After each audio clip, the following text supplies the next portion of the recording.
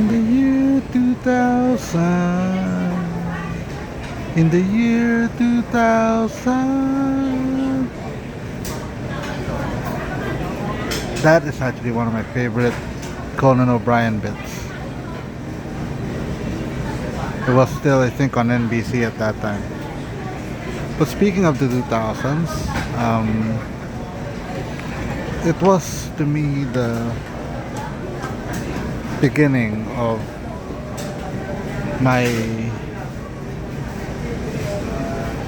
first taste of social media. Of course, back then there wasn't YouTube, there wasn't Instagram. Um, Zuckerberg must be in high school back then. I don't know. But yeah, those were the early days of social media with email groups.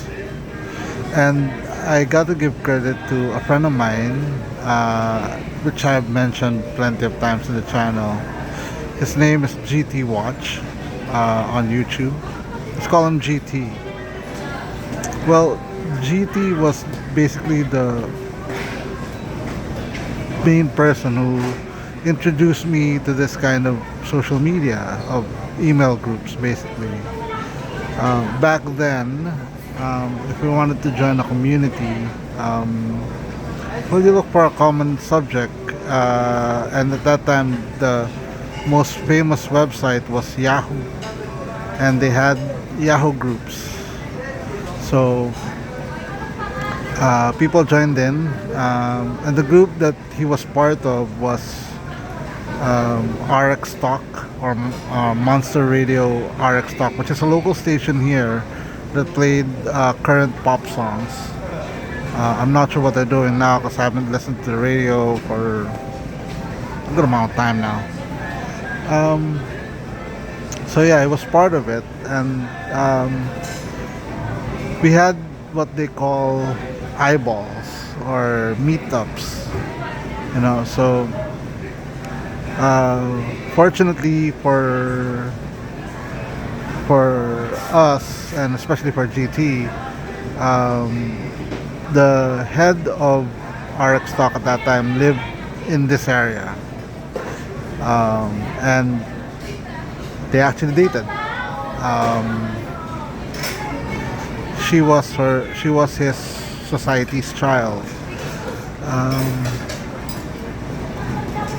anyway, but because of that, and I will talk about GT in a different video, because the two of us have a lot of stories, and um, that I could go on for hours about it. Uh, but because of him introducing me to RX Talk, which is a email group,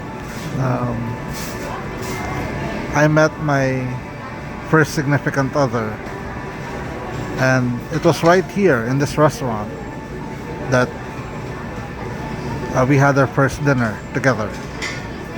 Um, of course, we weren't alone. We were with, I think, 15 other people, but it was the first dinner I had with her, and that was very special for me because it was the beginning of a love story that I still think fondly today. Now, yes, we didn't work out, but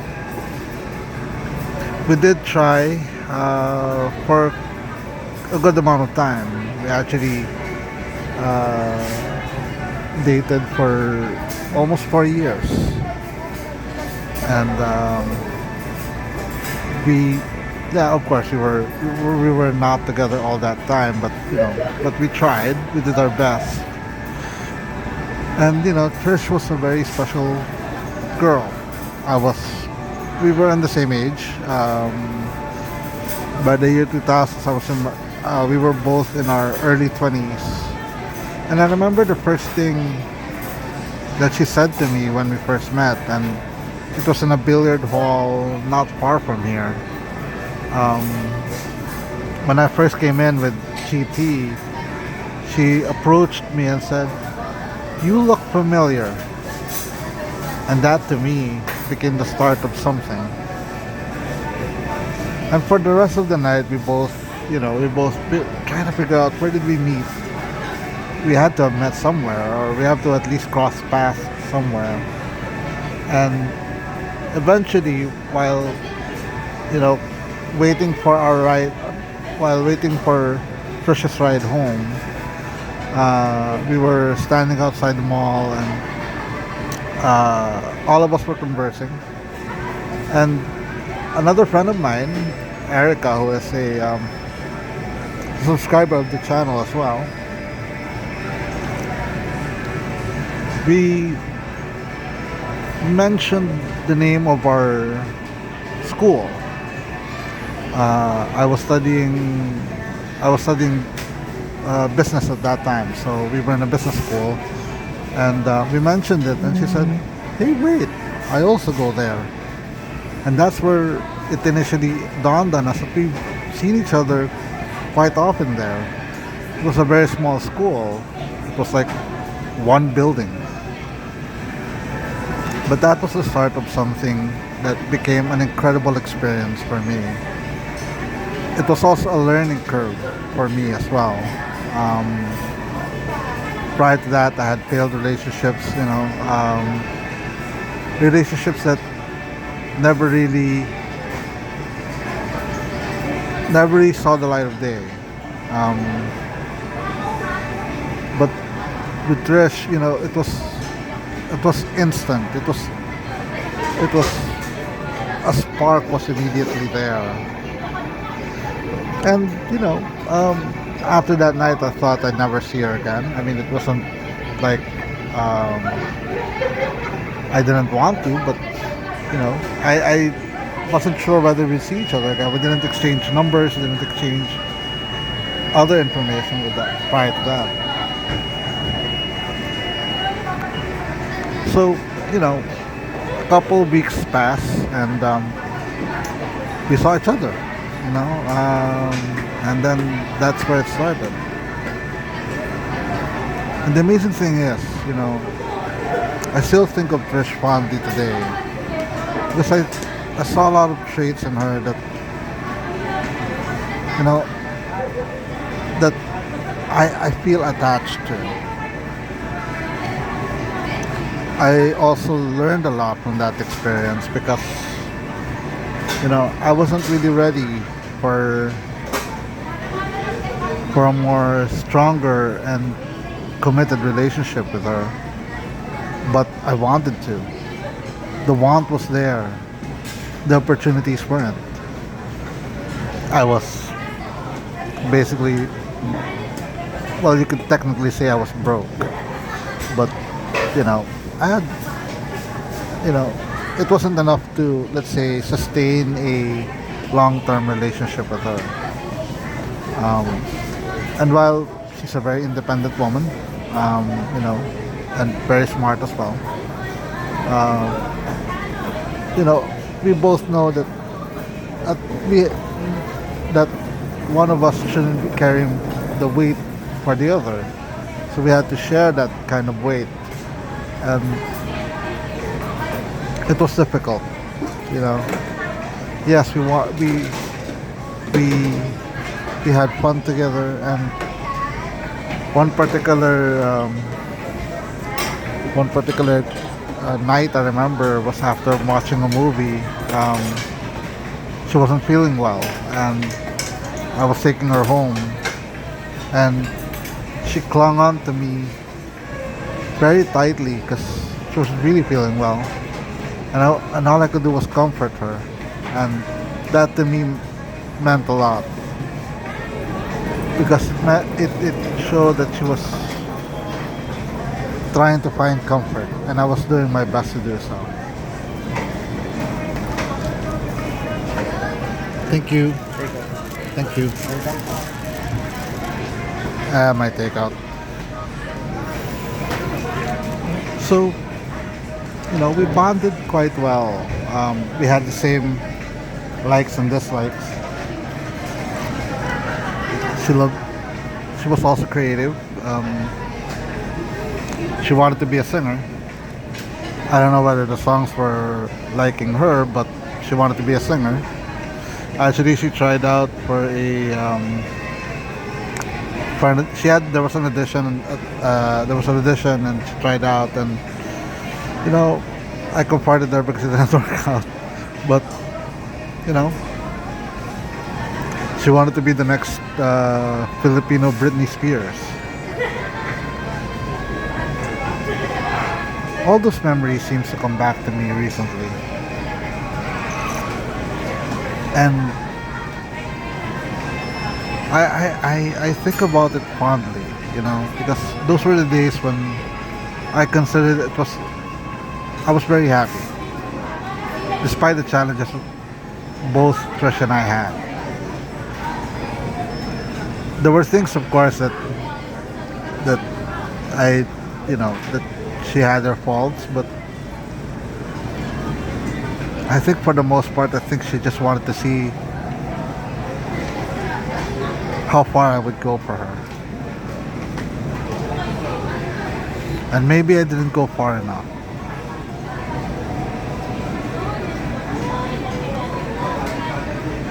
But those years were the best for me, and that's the joy of, those are the kind of inspiration that I take right now, because well, we didn't stay together stay together for a very long time after we parted, but what she did was make me a better person. While I haven't improved much, I guess, um, she opened my eyes to better things, and I would always be grateful for her for that. And maybe I guess that's also the reason that none of my succeeding relationships lasted after her, because I guess I was finding the same spark that I had, and maybe that's my fault. But again, you know, I would always look back at what we had together, and it just makes me smile. Well, this is this is a fun walk back to my 2000s, a walk through memory lane. Um, you know, we actually, speaking of memory lane, we actually, there was a movie we watched, and it was a premiere, and I guess that's one of the perks of joining a radio station email group. We got free tickets to movies. Oops. And